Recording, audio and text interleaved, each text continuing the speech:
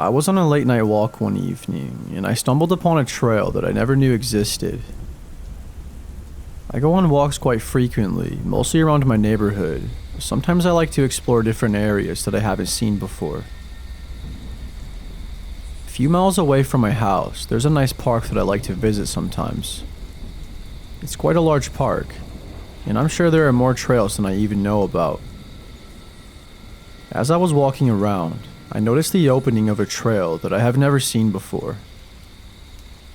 It really piqued my eye, so before you know it, I was exploring the new trail. It was later into the evening, probably just after 7 o'clock, and because of that, I really wasn't planning on going too far. The park had a curfew, and plus I didn't really want to be in the woods by myself late at night. After a little while of walking, I sort of ventured off of the trail, and I started exploring a whole new area. I must have walked over a mile, and that was when I realized that it was probably time to turn around and go home. I was losing daylight by the minute, and I really didn't want to get lost out there. But just before I turned around, I noticed a cabin to the left of me, in the distance. I don't know why or what compelled me to walk over to the cabin to take a better look at it, but I'm really glad that I did. However, this night was by far the most terrifying night of my life, and what happened was something that you would see straight out of a horror movie. As I approached the cabin, I could literally feel it getting darker outside, and in the back of my mind, I was thinking that I should have left. But something inside of me was extremely interested in the cabin. I began to wonder just how far I'd walked, because I thought I must have been on private property by now. This park that I'm talking about isn't a campground or anything either. It's quite literally just a park. And I have been going to this park since I was just a small child, and I never knew there was a cabin out here. And it was the last thing I expected to see. At first glance, I couldn't tell if it was inhabited or what was going on with it, because it looked like it hadn't been maintained in years. I walked around the cabin, all while keeping my distance to at least a good 20 feet, just in case there was someone inside or around the area. Out of nowhere, though, I heard a really loud sound that sounded like someone was pounding on something. It spooked me at first, and I almost ran away. But I decided to take a few steps closer to try and find out where it was coming from. I made my way to the back of the cabin, and I saw a girl who was around my age in the basement of the cabin, banging on the window and screaming for help. I could barely understand what she was saying, but I got the gist of what she meant. I could pretty much tell right away that something was horribly wrong. I ran over to her immediately, and I tried to get the window open, but then she looked at me with an even more frightened look in her eyes, and she put her finger up to her mouth. I picked up pretty quickly that she was telling me to be quiet. I realized that I wasn't going to get that window open, and I also realized I had to act fast. So I took out my phone to call the police, but I wasn't getting service. My heart started to flutter as I didn't know what to do. I got as close as I could to the window, and I wrote on my phone in my notes app, and I asked her if she was in danger, and she shook her head yes. Then I asked if she knew if there was anybody else in the cabin or around the property at this exact moment in time, but she shrugged her shoulders, implying that she had no idea. I told her that I was going to get her out of there and to stay calm. I ran around to the front of the cabin, and as quietly as possible, I tried to open the front door. Of course it was locked, but I at least had to try. I then walked around the whole perimeter of the cabin, and I tried to open each of the windows, but they were all locked as well. My heart started beating faster and faster the more time went on, and as my anxiety was peaking, because I really didn't know what to do. I ran around the woods, and I was looking for something that I could use to smash one of the windows open. After a few minutes, I came across a pretty large stone that I thought would do the trick. I ran back over to the girl, and I showed her the stone, and I told her to back away so I could try to smash the window open. I then threw the stone as hard as I could at the window, and it shattered the glass completely. She immediately jumped up and I grabbed her hand to try and pull her out, but it wasn't working because the window was just too small for her to fit through.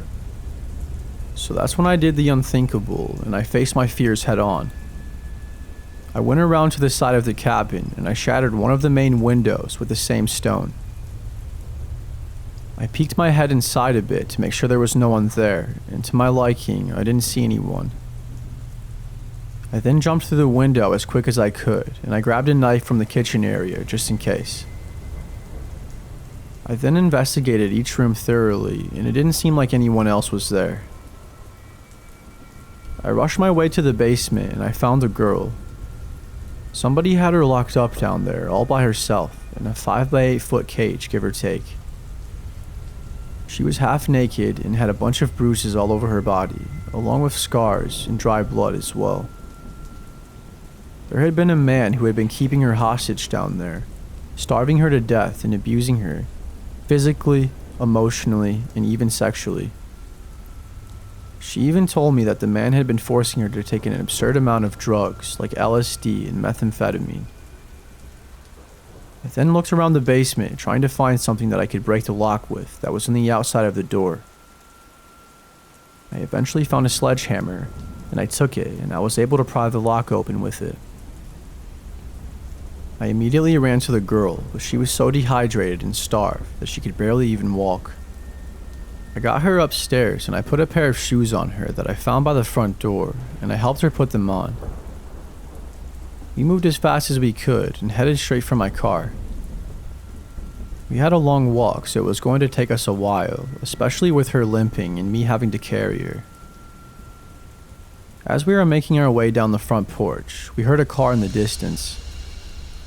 By now it was getting dark and we could barely see, but Emily, the girl that I was rescuing, said that it was most likely the man who kidnapped her. I didn't want to challenge that or find out for myself, so we continued walking. He was approaching us now, and we had to move fast. Otherwise, he was going to see us.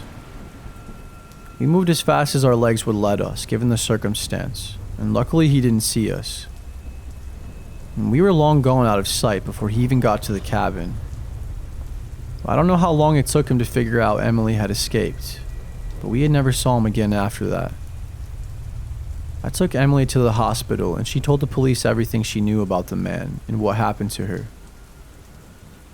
I stayed at the hospital with her for a while until I got the okay that she was going to be okay. I never really got the chance to make a proper statement to the police, and I don't know where Emily is now, but I imagine she is doing much better. This was over 2 years ago, so hopefully she's healed from everything that has happened to her and was able to find peace. As for me, I still have nightmares about what I saw that night and what happened. I wish I knew more about the aftermath and if the man ever got caught, but I don't. That week, my husband and I were in the process of moving out of state, and we had a lot going on. That man could very well still be out there somewhere, doing who knows what. This took place when I was 15 years old, just over 3 years ago.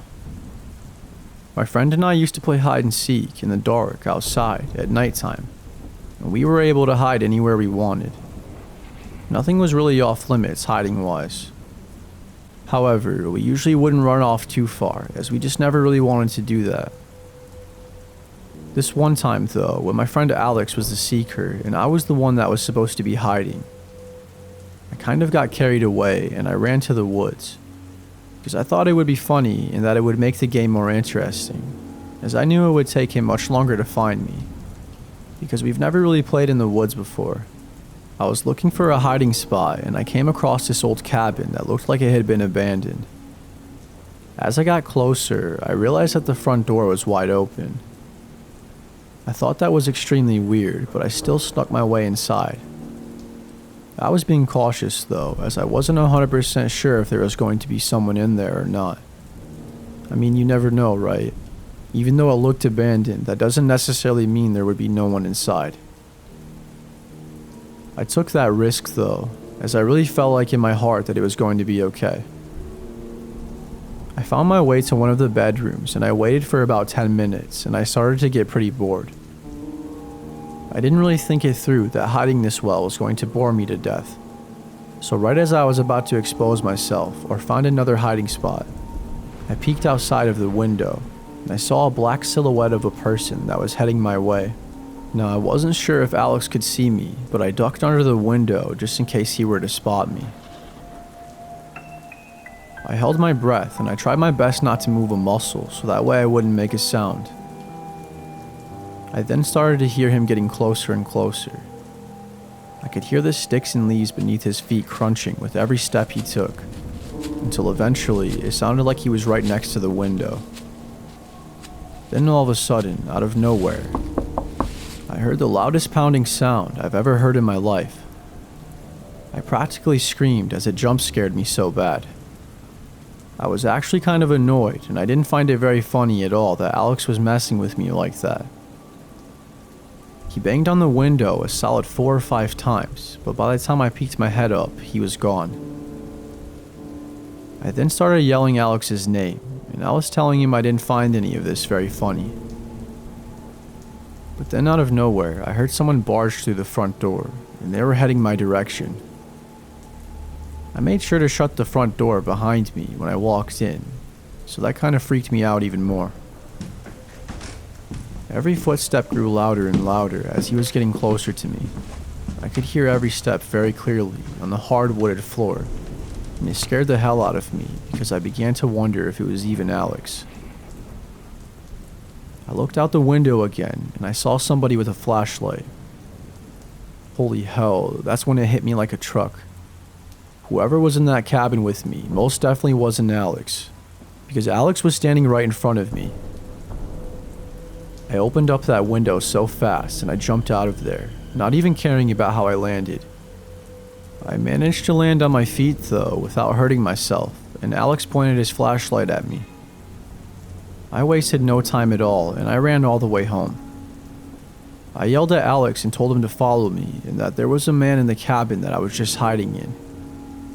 I'm not sure if he was a random man or if it was the person who owned it, but I didn't care, I was gone. Alex thought I was messing with him at first, I believe, because it took him a second before he started to run with me.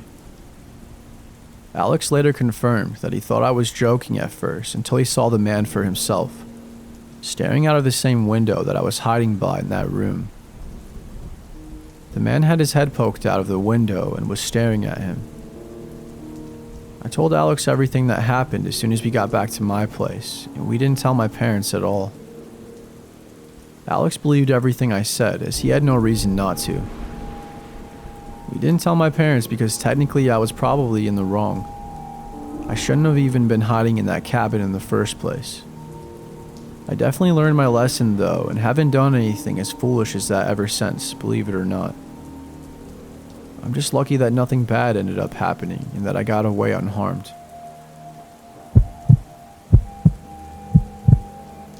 This took place in Colorado in the late 90s when I was a teenager in the middle of winter. My family and I lived in a cabin deep in the woods. When I say deep into the woods, I mean the nearest store and house was at least a 30-minute drive from our cabin. It was probably around 10:30 at night and my father worked night shifts, so it was just my mother and I.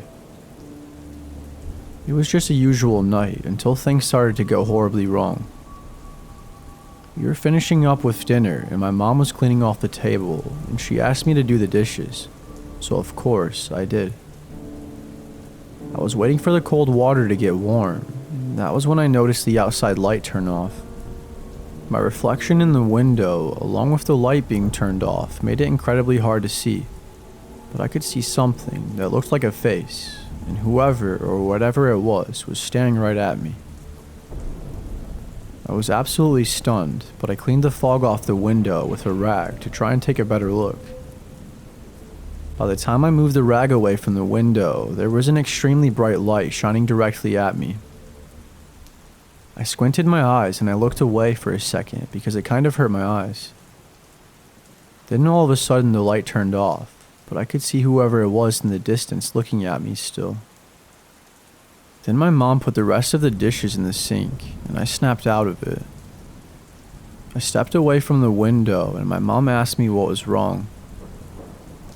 I told her what just happened and that there was somebody out there who was staring at me, and that they shined a flashlight in our window. She didn't seem to believe me at first, but I reassured her that I was being serious, and how I was confused how she didn't notice the flashlight when whoever it was shined it at me. She must have had her back turned or something. My mom literally thought I was joking, so she didn't even care to look. When I felt safe enough to do so, I walked back up to the window and looked outside, but there was nothing there. They were gone. That made me feel slightly relieved, but then all of a sudden, the doorknob started making this rattling sound, as somebody was trying to turn the doorknob to open it. My mom screamed, and we both grabbed a small kitchen knife. Then they started pulling on the door even harder, as well as kicking the door, and it was apparent that they were clearly trying to break in. But we couldn't have been luckier, because my dad showed up in the nick of time. Apparently my dad's boss let him off work early that night, and if it weren't for that, I think my mom and I would be dead. I'll tell you why here in a second. As soon as my dad pulled into the driveway, the man took off, but my father showed no mercy. My dad literally shot him with his Glock 19 5 times and hit every shot, and the man died within minutes. After we were sure that he was dead, my father took us all up to the police station so we could make a report and give them our side of the story. My dad walked away scot-free and didn't get in an ounce of trouble whatsoever. It was apparent when the police arrived on scene that it was an act of self-defense. The man was on our property trying to break in and also had a handgun in his pants that he had concealed, along with a very sharp and a 6-inch long knife. He also had mace and handcuffs. I really don't like to think about what his plan was because it disturbs me very much. I'm just happy that my dad showed up and that he did what he did before anything happened. We ended up moving out of that cabin a few months later to a house that my dad and a few of his friends' buddies helped build for us. I lived there for about 6 years with them until I got my own place with my girlfriend out of town. We have our own apartment and everything has been going okay since, but this is a story that I always find myself telling from time to time.